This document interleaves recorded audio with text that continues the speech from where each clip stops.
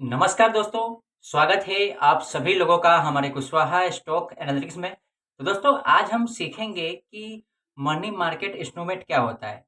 तो जैसा कि हम सभी जानते हैं कि मनी मार्केट इंस्ट्रूमेंट जो है, उसमें विभिन्न प्रकार के जो बिज़नेस हैं, अलग-अलग टाइप के बिज़नेस हैं और संस्थाएँ हैं, उनको एक शॉर्ट टर्म के लिए, एक छोटे से एक स कम समय के लिए मनी की आवश्यकता होती है, फाइनेंस की आवश्यकता होती है, तो वो वहाँ से लेते हैं। और मनी मार्केट इंस्ट्रूमेंट में कौन-कौन से इंस्ट्रूमेंट का समावेश होता है, उसके बारे में भी जानेंगे। जैसे कि रेपो रेट क्या होता है, रिवर्स रेपो रेट क्या होता है, ओके? सर्टिफिकेट ऑफ डिपॉजिट क्या होता है, कॉल मनी क्या होता है, ओके? इसके बारे में आज हम एकदम इन डेप्थ में सीखेंगे। साथ ही ये भी हम सीखेंगे कि यदि हम इन फ्यूचर में कभी हमें हमें बिज़नेस के यदि हम ओनर हैं, किसी बिज़नेस के यदि हम ओनर हैं, तो इन फ्यूचर में यदि हमें फाइनेंस की आवश्यकता होती है, तो हम इन सभी का मनी मार्केट जो इंस्ट्रूमेंट है, उनका यूज़ करके हम कैसे फाइनेंस ले सकते हैं शॉर्ट टर्म के लिए। तो दोस्तों वीडियो में बने रहिएगा और दोस्तों पहली बार आए हैं वीडियो पर, तो वीडियो पसंद आए तो वीडियो को लाइक और शेयर ज़रूर कीजिएगा। चैनल पर पहली बार आए हैं तो चैनल को सब्सक्राइब ज़रूर कीजिएगा ताकि आने वाला एक भी सेशन ना छूटे, ओके? तो चलिए चलते हैं अपने प्रेजेंटेशन पर और वहाँ पर हम मनी मार्केट इंस्ट्रूमेंट के बारे में एकदम इन डेप्थ में, एकदम गहराई से हम पढ़ते हैं, सीखते हैं, ओके? तो चलिए चलते हैं। तो दोस्तों जैसा कि आप देख रहे हैं कि हम आज भारत के जो मनी मार्केट इंस्ट्रूमेंट है, उसके बारे में पढ़ेंगे और मनी मार्केट इंस्ट्रूमेंट का यूज़ करके किस प्रकार से हम अपने बिज़नेस को ग्रो कर सकते हैं, उसके बारे में भी हम बात करेंगे, सीखेंगे। तो चलिए चलते हैं आगे। तो यहाँ पे देखिए सबसे पहले हम समझते हैं कि मनी मार्केट इंस्ट्रूमेंट क्या होते हैं। तो इसकी परिभाषा है सिंपल सी। मनी मार्केट इंस्ट्रूमेंट वो वित्तीय उपकरण होते हैं जिनके ज़रिए बहुत ही कम समय के लिए, है ना? धन का लेन-देन होता है, यानी कि पैसों का लेन-देन होता है बहुत ही कम समय के लिए, जिसे कहते हैं मनी मार्केट इंस्ट्रूमेंट। और इसका जो मनी मार्केट इंस्ट्रूमेंट का है, इसका उपयोग कौन करते हैं? आम तौर पर सरकारें, ठीक है? बैंक और बड़ी कंपनियाँ अपनी तत्काल पूँजी की आवश्यकता को पूरा करने के लिए मनी मार्केट इंस्ट्रूमेंट का सहारा लेती है, ओके? इसकी अवधि की बात करें तो यह आम तौर पर इनकी अवधि 1 दिन से लेकर 1 साल तक की होती है, मनी मार्केट इंस्ट्रूमेंट की अवधि, ओके? तो ये सिंपल सा परिभाषा है मनी मार्केट इंस्ट्रूमेंट का। तो चलिए चलते हैं इसके बारे में और जानते हैं आगे। तो यहाँ पे देखिए, अब ये मनी मार्केट इंस्ट्रूमेंट की विशेषताएँ क्या है? पहला विशेषता ये है कि यह अल्पकालीन कोष, अल्पकालीन निवेश, इनका कार्यकाल बहुत छोटा होता है। जो मनी मार्केट इंस्ट्रूमेंट होते हैं ना, उनका कार्यकाल बहुत छोटा होता है और अधिकतम 1 वर्ष तक होता है। दूसरा, इसमें कम जोखिम होता है, रिस्क जो होता है एकदम लो होता है। ये आम तौर पर सुरक्षित माने जाते हैं क्योंकि इनमें डिफ़ॉल्ट का जोखिम कम होता है। ओके? हमने 2 पढ़ा इसकी विशेषता। पहला क्या है? अल्पकालीन निवेश, दूसरा है कम जोखिम। तीसरा है कम रिटर्न, है ना? लो रिटर्न। सुरक्षा के बदले में इनसे मिलने वाला रिटर्न कम होता है। समझे? सुरक्षा के बदले में इनसे मिलने वाला रिटर्न क्या होता है? कम होता है। चौथा है हाई लिक्विडिटी। इन्हें आसानी से नकद में बदला जा सकता है। तो ये हैं कुछ विशेषताएँ जो मनी मार्केट इंस्ट्रूमेंट के हैं और चलिए इसके बारे में और हम जानते हैं। तो मनी मार्केट इंस्ट्रूमेंट है, कौन-कौन से हैं? उस यहाँ पे कुछ हम 4 से 5 टाइप्स के बारे में चर्चा करेंगे।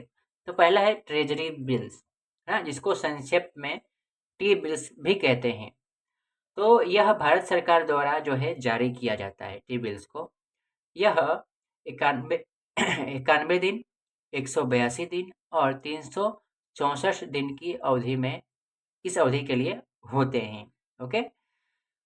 और इन्हें डिस्काउंट पर बेचा जाता है और मैच्योरिटी पर, है ना, मूल्य पर मिलता है। तो इस प्रकार से ट्रेज़री बिल है, ओके?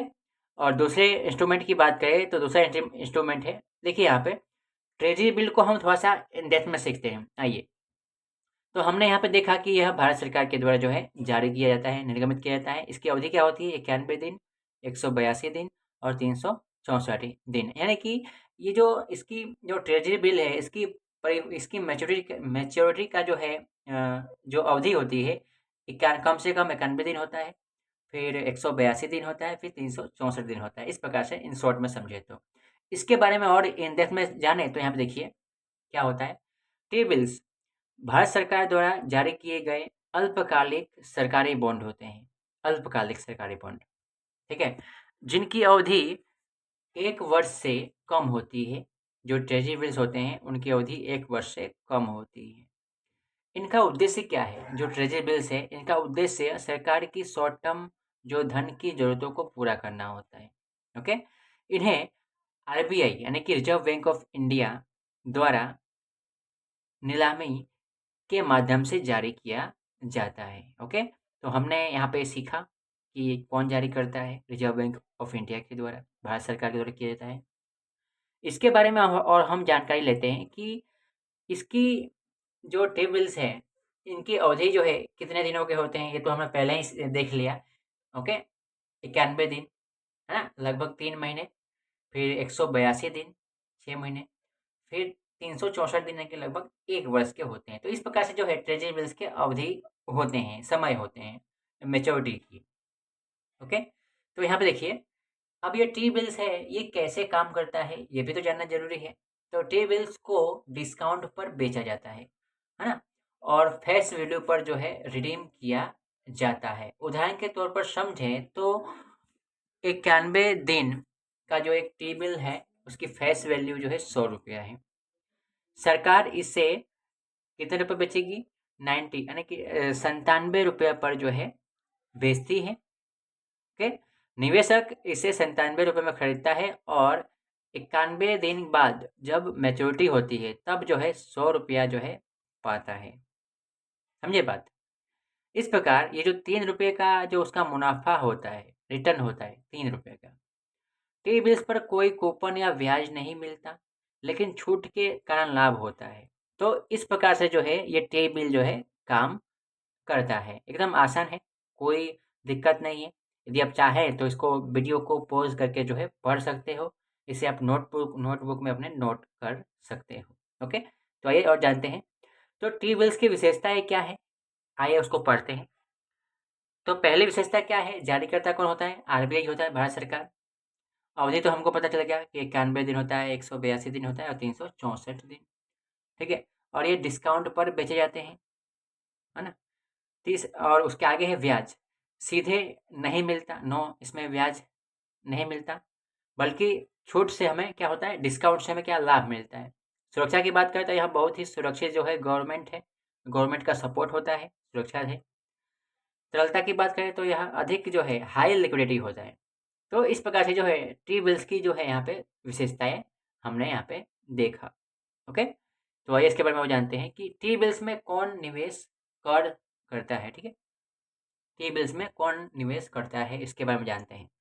तो जो टी बिल्स है यानी कि ट्रेजरी बिल्स, इसमें बैंक होते हैं, म्यूचुअल फंड होते हैं, बीमा कंपनियां होती हैं, कॉरपोरेट संस्थाएं, है ना? खुदरा निवेशक यानी कि अब ऑनलाइन प्लेटफॉर्म के जरिए जो है जो छोटे निवेशक हैं वो भी करते हैं। अब टी बिल्स का उद्देश्य क्या है, वो भी जानते हैं। टी बिल्स का उद्देश्य ये है कि सरकार की अल्पकालीन जो लोन की आवश्यकता होती है उसे पूरा करना होता है। ठीक है? मनी मार्केट में नकदी की व्यवस्था करना, निवेशकों को सुरक्षित और लिक्विड जो है विकल्प देना। तो इस प्रकार से जो है इसके कुछ उद्देश्य है ट्रेजरी बिल के। तो इसका जो है इसके बारे में यदि और हम जाने कि बॉन्ड में और ट्रेजरी बिल्स में क्या अंतर है, तो यहाँ पे देखिए अंतर के यहाँ पे बिंदु दिखा हुआ है और टी बिल्स और गवर्नमेंट बॉन्ड में क्या अंतर है उसको हम कंपेयर करते हैं। तो टी बिल्स की बात करें तो सबसे पहले 1 साल से कम का होता है और गवर्नमेंट बॉन्ड होता है वो 1 साल से अधिक का होता है। ठीक है? अवधि के आधार पर। ब्याज की बात करें तो टी बिल्स में ब्याज नहीं मिलता है। ओके? गवर्नमेंट जो बॉन्ड होता है उसमें नियमित ब्याज मिलता है। ठीक है? तीसरा अंतर है कि बिक्री।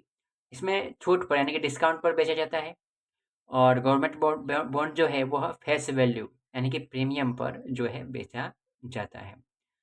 निवेशक की बात करें तो यहाँ पे टी बिल्स जो है सभी सभी ले सकते हैं, है ना? और गवर्नमेंट बॉन्ड भी सभी। तो इस प्रकार से ट्रेजरी बिल्स और गवर्नमेंट बॉन्ड में जो है कुछ अंतर है जैसा कि आप यहाँ पे देख रहे हो। और आइए चलते हैं इसके आगे और हम सीखते हैं मनी मार्केट इंस्ट्रूमेंट के बारे में। तो हमने टी बिल्स के बारे में इतनी सारी जानकारी ली कि टी बिल्स जो है, क्या किस प्रकार से यूज करते हैं। तो हम ये निष्कर्ष पर पहुंचे हैं कि टी बिल्स जो है एक अल्पकालिक, सुरक्षित और सरकारी गारंटी वाले निवेशक, है ना, निवेश विकल्प है जो खासकर उन लोगों के लिए उपयुक्त है जो कम अवधि में सुरक्षित रिटर्न चाहते हैं, उनके लिए ये उपयुक्त है। ये ब्याज नहीं देते, लेकिन कम कीमत में खरीदे जाने के कारण जो है उन्हें रिटर्न देते हैं, जैसा कि आपने एग्जाम्पल में समझा। ओके, अब अगला चलते हैं कि अगला जो है मनी मार्केट इंस्ट्रूमेंट क्या है, उसके बारे में बात करते हैं। ठीक है, तो दूसरा है कमर्शियल पेपर, जिसे शॉर्ट में सीपी कहते हैं। ठीक है, इसके बारे में बात करते हैं। बड़ी कंपनियां अपनी अल्पकालिक ज़रूरतें, है ना, जो भी उनको मनी की आवश्यकता होती है ना, उनको पूरा करने के लिए जो है ये जारी करता है सीपी, यानी कि कमर्शियल पेपर। ठीक है, आमतौर पर 7 दिन से लेकर 1 साल की अवधि होती है कमर्शियल पेपर की। बिना गारंटी अनसिक्योर्ड होते हैं ये कमर्शियल पेपर। तो इस प्रकार से जो कुछ उसके जो है महत्वपूर्ण जो है लक्षण मैंने आपको यहाँ पे बताया, जो कमर्शियल पेपर जो है इस प्रकार से होता है। तीसरा है सर्टिफिकेट ऑफ डिपॉजिट। ठीक है, जैसा कि ये डिपॉजिट है तो आपको नाम से ही मालूम पड़ जा रहा है कि यहाँ यह जो है बैंक के द्वारा जो है जारी किया जाता है। यह एक निश्चित अवधि के लिए निवेश होता है और जिसमें एक निश्चित ब्याज दर होता है। ओके, तो इस प्रकार से हमने देखा कि कमर्शियल पेपर और सर्टिफिकेट ऑफ डिपॉजिट जो है किस प्रकार से जो है मनी मार्केट इंस्ट्रूमेंट का जो है एक भाग है। चौथे की बात करें तो चौथा है हमारा रेपो रेट और रिवर्स रेपो रेट। पांचवा है कॉल मनी, क्या होता है। तो सबसे पहले हम यहाँ पे देखेंगे कि रेपो रेट और रिवर्स रेपो रेट क्या होता है, उसके बाद हम कॉल मनी के बारे में बात करेंगे। ओके, यहाँ पे देख सकते हैं। चलो मैं आपको एकदम इन शॉर्ट में समझा देता हूँ, इसके बाद तो हम इन डेप्थ में सीखने वाले हैं। तो आप देखिए, रेपो रेट और रिवर्स रेपो रेट की बात करें तो बैंकों और आरबीआई के बीच शॉर्ट टर्म लोन का लेन देन होता है। एक बैंक किसी सिक्योरिटी को बेचकर वादा करता है कि वह उसे किसी तय किए गए समय में क्या वापस करेगा। तो इस प्रकार से रेपो रेट काम करता है। पांचवा है कॉल मनी। ओके, यह यह एक दिन से भी कम अवधि का लोन होता है जो मुख्य रूप से बैंकों के बीच होता है। एक दिन से कम समय का होता है। इस पर ब्याज दर जो होता है उसे कॉल रेट कहते हैं। तो सबसे पहले चलिए आइए हम समझते हैं कि रेपो रेट और रिवर्स रेपो रेट क्या होता है, उसको इन डेप्थ में, उसके बाद कॉल मनी के बारे में बात करेंगे। तो रेपो रेट और रिवर्स रेपो रेट जो है भारतीय रिजर्व बैंक ऑफ इंडिया के द्वारा, आरबीआई के द्वारा जो है तय किए जाने वाले दो बहुत ही महत्वपूर्ण जो है मौद्रिक यानी कि मॉनेटरी पॉलिसी टूल्स है, रेपो रेट और रिवर्स रेपो रेट। ठीक है, ये दोनों ही दरें यानी कि ये दोनों ही रेट जो है भारत की अर्थव्यवस्था में नकदी यानी कि लिक्विडिटी, महंगाई यानी कि इन्फ्लेशन और कर्ज की उपलब्धता को नियंत्रण करने में मदद करती है। यानी कि भारत में महंगाई को जो है और नकदी यानी कि कैश को जो है यहाँ पे उसको नियंत्रण करने में जो है रेपो रेट और रिवर्स रेपो रेट जो है एक महत्वपूर्ण जो है भूमिका निभाती है। अब आइए चलते हैं रेपो रेट और रिवर्स रेपो रेट को हम और भी इन डेप्थ में समझते हैं। चलिए, तो यहाँ पे पहला है रेपो रेट क्या है। ओके, उसकी परिभाषा यहाँ पे देख सकते हो कि रेपो रेट वह दर होता है जिस पर आरबीआई बैंकों को अल्पकालिक ऋण देता है। ठीक है, सरकारी बॉन्ड को गिरवी रखकर।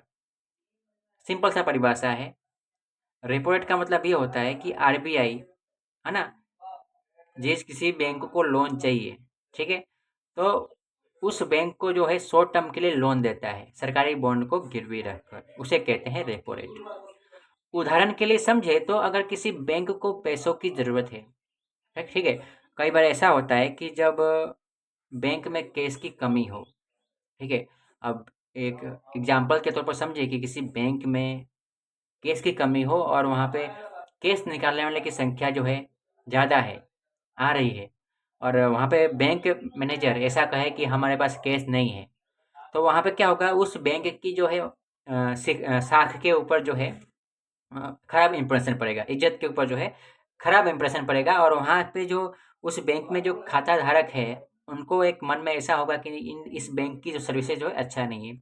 तो उस ये सब समस्याओं का समाधान करने के लिए जो है बैंक जो है आरबीआई के पास से जो है लोन लेते हैं, पैसे लेते हैं, कैश लेते हैं, ठीक है? तो उदाहरण के तौर पर समझते हैं कि अगर किसी बैंक को पैसे की ज़रूरत है, तो वह आरबीआई से पैसा उधार ले सकता है, ठीक है? लेकिन उस पैसे के बदले उसे सरकारी बॉन्ड गिरवी रखने होंगे, ये भी शर्त है, और उस पर ब्याज देना होगा। जो भी बैंक जिसे किसी बैंक को अगर पैसा चाहिए, है ना, लोन चाहिए, तो उसे सरकारी बॉन्ड उसको गिरवी रखना होगा और उस पर ब्याज देना होगा। इस ब्याज को क्या कहते हैं? रेपो रेट कहते हैं। समझे? एकदम आसान है। वहाँ पे थोड़ा-सा टिपिकल परिभाषा थी, लेकिन इसको हम उदाहरण में समझे, एकदम आसान है। तो इस प्रकार से होता है रेपो रेट की परिभाषा। और आइए इसको बारे और जानते हैं। रेपो रेट का उद्देश्य क्या है? महँगाई पर नियंत्रण, अर्थव्यवस्था में नकदी की मात्रा को नियंत्रण करना। तीसरा, बैंकों को कर्ज लेने में प्रोत्साहित करना या हतोत्साहित करना। ठीक है? इसका असर क्या होगा? रेपो रेट का असर क्या होगा? जब बाजार में जब रेपो रेट बढ़ेगा, रेपो रेट का मतलब ये हुआ कि जो आरबीआई है, जिस ब्याज दर पर छोटे बैंकों को, जो उसके नीचे जो भी बैंकें हैं उनको लोन देगा, है ना? यानी कि उस यदि आरबीआई का रेपो रेट क्या होगा? बढ़ेगा, तो बैंक से कर्ज लेना क्या होगा? महँगा होगा। बैंक वाले जल्दी, जो भी बैंक का जो मैनेजर होगा, ओनर होगा, वो जल्दी कर्ज लेगा नहीं। अब बैंक वाला जल्दी कर्ज लेगा नहीं, तो क्या होगा? लोन कम होंगे, और जब लोन लोन कम होंगे, तो महँगाई क्या होगा? कम होगा। तो इस प्रकार से क्रम बाय क्रम जो है भारत के अर्थव्यवस्था पर जो है असर पड़ेगा। उसी प्रकार यदि हम बात करें, जब रेपो रेट घटेगा तो क्या होगा? रेपो रेट घटेगा तो क्या होगा? बैंक से कर्ज लेना सस्ता हो जाएगा। जब रेपो रेट घटेगा, तो सीधी-सी बात है, बैंक वाले तो एकदम तैयार हो जाएँगे कि हाँ, थोड़ा कर्ज ले लेते हैं। जब कर्ज ज़्यादा मिलेगा, तो लोन ज़्यादा मिलने लगेंगे, बैंक वाले लोन ज़्यादा देंगे। लोन ज़्यादा देंगे तो क्या होगा? जो पब्लिक है ना? जो नागरिक हैं, वो खर्च बढ़ाएँगे, लोन लेंगे बैंक से, और वो लोग खर्च बढ़ाएँगे, तो अर्थव्यवस्था क्या होगी? तेज़ होगी। तो इस प्रकार से जब रेपो रेट बढ़ता है, घटता है, तो भारत के अर्थतंत्र पर जो है इसका असर देखने को मिलता है। ओके? आइए और चलते हैं इसके बारे में। तो ये तो हमने पढ़ा कि रेपो रेट क्या होता है। अब चलते हैं रिवर्स रेपो रेट क्या होता है। ठीक है? तो रिवर्स रेपो रेट वह दर है जिस पर आरबीआई, है ना, बैंकों से पैसा उधार लेता है। देखिए, आरबीआई हालाँकि एक मेन ब्रांच है, लेकिन उसे भी कभी-कभी जो है केस की आवश्यकता पड़ जाती है। ठीक है? तो एक सिंपल सा टर्म में समझो, एक सिंपल सी भाषा में मैं आपको समझाऊँ, तो आरबीआई जिस ब्याज दर पर, है ना, अन्य बैंकों से पैसा लेता है ना, आवश्यकता पड़ने पर, उस ब्याज दर को रेपो रेट कहते हैं। एकदम आसान भाषा में, कोई झंझट नहीं। आगे पढ़ते हैं। बैंक अपनी बैंक अपनी अतिरिक्त नकदी को आरबीआई के पास जमा करते हैं और उस पर ब्याज पाते हैं। ठीक है? जब कभी भी आरबीआई को पैसे की आवश्यकता होती है, तो आरबीआई जो है अपने जो भी उसके उसमें रजिस्टर्ड बैंक है, उनको इन्फॉर्म करता है कि हमें कैश की आवश्यकता है, और उनके बदले में जो है उन्हें उस रकम पर जो है ब्याज दिया जाता है। ठीक है? तो इस प्रकार इसे कहते हैं repo rate, reverse repo rate. Okay? तो ये है परिभाषा रिवर्स रेपो रेट की। और आइए देखिए, अब रिवर्स रेपो रेट का उद्देश्य क्या है, ये भी जान लेते हैं। बैंकिंग सिस्टम से अतिरिक्त नकदी को खींचना। कई बार आरबीआई आरबीआई का ये भी नियम हो सकता है कि बैंकिंग सिस्टम के पास यदि ज़्यादा केस बढ़ गया है, केस हो गया है रिपोर्ट के अनुसार, तो यदि आरबीआई को ऐसा लग रहा है कि अब हमें कुछ केस जो है अपने पास रखना चाहिए, ज़्यादा केस जो है मार्केट में आ गया है, तो वो केस को खींचने के लिए इस सिस्टम का उद्देश्य कर इस प्रकार का सिस्टम जो है अपना सकता है। दूसरा है, मनी मार्केट में स्थिरता बनाए रखने के लिए ये सिस्टम अपना सकते हैं आरबीआई।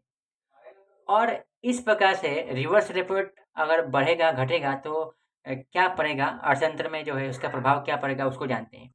जब रेपो रेट क्या होगा? बढ़ेगा, तो बैंक आरबीआई में ज़्यादा पैसा जमा करेंगे। सीधी-सी बात है। मैं अगर एग्ज़ाम्पल के तौर पर मैं आपको समझाऊँ कि अभी-अभी कोई बैंक आपको अनाउंस कर दे अनाउंस तो नहीं करेगी, लेकिन एग्जाम्पल के तौर पर मैं आपको समझाऊँगी कि कोई मैं आपको समझाऊँगा कि यदि आपको कोई बैंक जो है अनाउंस कर दे कि हाँ, आपको यहाँ पे जो है 35% का जो रिटर्न मिलेगा 6 महीने में, आप यदि आप एफडी कराते हो, तो आपको लगेगा कि ना यार 6 महीने में कोई 30% का रिटर्न दे रहा है, अच्छी बात है। तो वहाँ पे क्या होगा, निवेशक जो होंगे ना, वो एफडी कराने के लिए दौड़ेंगे। ठीक उसी प्रकार यदि जो रिवर्स रेपो रेट बढ़ेगा, तो जो बैंक हैं आरबीआई में क्या करेंगे, पैसा जमा करेंगे। और जब बैंक आरबीआई में पैसा जमा करेंगे क्या होगा, तो बाजार में क्या होगा, कैश कम पड़ेगी। ठीक है, उसी प्रकार देखिए ये जो है रिवर्स रेपो रेट बढ़ने का नतीजा होता है। और जब रिवर्स रेपो रेट घटेगा तो क्या होगा, बैंक है ना, पैसा बाजार में निवेश करेंगे। रिवर्स रेपो रेट घटेगा तो क्या होगा, बैंक जो है अपने पैसे बाजार में निवेश करेंगे, नकदी बढ़ेगी। तो इस प्रकार से रेपो रेट और रिवर्स रेपो रेट जो है बढ़ता है घटता है, तो अर्थतंत्र में इसका प्रभाव इस प्रकार से पड़ता है। आइए इसके बारे में और जानते हैं। तो हमने रेपो रेट और रिवर्स रेपो रेट को पढ़ा, जाना, और उसके बीच में थोड़ा सा अंतर है, क्या है जान लेते हैं। तो सबसे पहला हमारा बिंदु है क्या है, मतलब रेपो रेट का मतलब हमने जान लिया और रिवर्स रेपो रेट का मतलब हमने जान लिया। ठीक है, अब मुझे ये बताने की आवश्यकता नहीं है रेपो रेट का मतलब क्या होता है कि अ, ऐसा ऐसा ब्याज दर, जिस ब्याज दर पर जो है बैंक आरबीआई जो है छोटे बैंकों को लोन देता है। ठीक है, रिवर्स रेपो रेट यानी कि ऐसा ब्याज दर जो उस ब्याज दर पर जो है जो छोटे बैंकों से जो है आरबीआई लोन लेता है। एकदम आसान है। दूसरा उद्देश्य, इसका उद्देश्य क्या है कि नकदी को बढ़ाना। रिवर्स रेपो रेट जो रेपो रेट है उसका उद्देश्य क्या है, नकदी को बढ़ाना, महंगाई को नियंत्रण करना। और रिवर्स रेपो रेट का उद्देश्य क्या है कि नकदी सोखना, यानी कि जो भी नकदी जो है मार्केट में, कैश जो है मार्केट में ज़्यादा हो गया है तो उसको खींचना, है ना, अपनी तरफ जो है उसको खींचने से मतलब है कि यदि मार्केट में कैश का प्रमाण ज़्यादा है तो उसको लेना, है ना, इस प्रकार से उसका उद्देश्य है। ब्याज कौन देता है इसकी बात करें तो यहाँ पे रेपो रेट में बैंक जो है आरबीआई को ब्याज देता है। बैंक आरबीआई को ब्याज देता है। और उसी प्रकार यदि रेपो रेट की बात करें तो आरबीआई जो है बैंकों को ब्याज देता है। इसी प्रकार से असर क्या होता है रेपो रेट से और रिवर्स रेपो रेट से। असर की बात करें तो लोन महंगे होते हैं, रेपो रेट में लोन महंगे होते हैं, और रिवर्स रेपो रेट में बैंक पैसा आरबीआई में ज़्यादा जमा करते हैं। सीधी बात है, लोन महंगा होगा तो जो यहाँ पे लोन के जो कस्टमर हैं वो ज़्यादा नहीं लेंगे। तो इस प्रकार से जो है रेपो रेट और रिवर्स रेपो रेट में जो है अंतर है। आइए इसके बारे में और जानते हैं। तो हमने रिवर्स रेपो रेट और रेपो रेट को देखा, इसके निष्कर्ष पे आए हैं कि रेपो रेट बढ़े तो लोन महंगे होते हैं और महंगाई पर नियंत्रण होता है। सीधी बात है। रिवर्स रेपो रेट बढ़े तो बैंक जो है कम लोन देते हैं। जब रिवर्स रेपो रेट क्या होगा, बढ़ेगा, तो उसमें बैंक को फ़ायदा है, वो लोन कम देंगे। क्यों देंगे, क्योंकि वो लोन वो जितने रकम पर पब्लिक को लोन देंगे उससे ज़्यादा रकम आरबीआई देगा। तो क्या करेंगे, वो लोगों को लोन ना देकर आरबीआई को देंगे ताकि उनको ज़्यादा रिटर्न मिल सके। ठीक है, और पैसे को आरबीआई को जमा करते हैं। दोनों जो दरें हैं भारतीय अर्थव्यवस्था की मौद्रिक नीति का एक अहम हिस्सा है, और इसका इस्तेमाल जो है आरबीआई द्वारा आर्थिक स्थिरता बनाए रखने के लिए किया जाता है। ओके, तो मैं आशा करता हूँ कि आपने रिवर्स रेपो रेट और रेपो रेट के बारे में आसानी से समझ लिया। अब आगे चलते हैं। अब हम कॉल मनी के बारे में बात करेंगे। कॉल मनी क्या होता है? ओके, तो चलिए चलते हैं, कॉल मनी क्या होता है। तो हमने इसके पहले जो है हमने एक इन शॉर्ट में समझ लिया कि कॉल मनी क्या होता है। कॉल मनी एक कम अवधि का जो है लेन-देन होता है जो बैंकों के द्वारा होता है। तो कॉल मनी जो है कौन-कौन से बैंक जो है लेन-देन करते हैं? Commercial bank, cooperative bank, insurance कंपनियाँ, प्राइमरी डीलर्स, आरबीआई प्रत्यक्ष। तो इस प्रकार से जो है लेन-देन करते हैं। और इसकी और बात करें कि कॉल रेट क्या है, यानी कि कॉल मनी क्या होता है उसके बारे में बात करते हैं। कॉल रेट उस ब्याज दर को कहते हैं जिस पर कॉल मनी का लेन-देन होता है। सीधी बात, एकदम। यह दर दिन यह दर का जो दिन है, ये बदल बदल सकता है। क्योंकि यह मांग और आपूर्ति पर जो है निर्भर करता है। ओके, तो यहाँ पे देखिए, ये जो कॉल मनी है, हमने कॉल मनी पढ़ा, वो काम कैसे करता है कि मान लीजिए कि बैंक ए के पास कैश कम है। बैंक ए है, एक्सिस बैंक है, समझ लो ऐसा कि कैश कम है और उसे अपनी ज़रूरत पूरी करने के लिए 1 दिन के लिए पैसा चाहिए। मान लो कि कोई ए बैंक है, उसके पास कैश कम है, उसको पैसे चाहिए ना, क्योंकि कस्टमर आएँगे, कैश निकालने वाले आएँगे, तो उसको 1 दिन के लिए पैसा चाहिए। तो वो बैंक बी के पास अतिरिक्त नग तब उसमें हुआ है क्या कि बैंक बी के पास क्या है, अतिरिक्त नकद है। यानी कि बैंक बी को जितनी कैश की आवश्यकता है, उससे ज़्यादा उसके पास पड़ा हुआ है। तो क्या करेगा कि बैंक ए है ना, बैंक बी से कॉल मनी के रूप में लोन लेगा, है ना? और अगले सुबह वह पैसा वापस कर देता है। साथ में यह तय साथ में जो ब्याज होता है, वो भी तय कर देता है। तो इसे कहते हैं कॉल मनी। एकदम आसान, कोई झंझट नहीं। ओके, आप वीडियो को पॉज करके भी आराम से पढ़ सकते हो, मैंने आसान भाषा में लिखा हुआ है। और कॉल मनी की विशेषताएं क्या है, आइए वो भी देख लेते हैं। अवधि की बात करें तो यह सिर्फ 1 दिन का लिए होता है। उपयोग की बात करें तो बैंकों की रोजाना की नकदी जो जरूरतें होती हैं, उसको पूरा करने के लिए। ब्याज दर जो है हर दिन बदलता रहता है। ओके, और यहाँ पे बिना कोई गारंटी का होता है, अनसिक्योर्ड लोन होता है।